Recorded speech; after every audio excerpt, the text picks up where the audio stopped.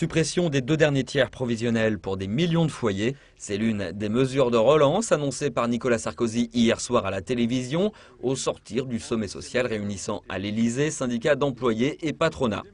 Un plan de 2,6 milliards d'euros qui va dans le bon sens pour le président de la CJPME Sarthe, Bruno Webel.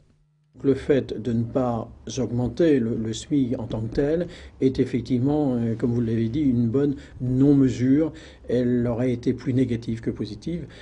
Il aide les plus démunis sans pour autant accentuer les charges de l'entreprise. C'est un bel équilibre.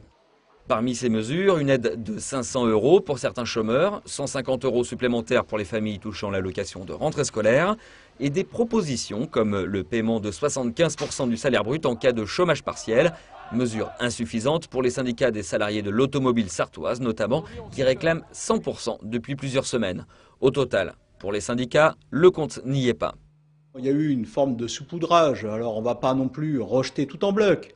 Mais c'est aux antipodes de ce qu'attend de la population aujourd'hui. Ces quelques primes qui vont être versées, elles sont de nature à vouloir sans doute donner l'illusion que les Français ont été écoutés. Nous attendions de la part du gouvernement une possibilité qui était la revalorisation du SMIC.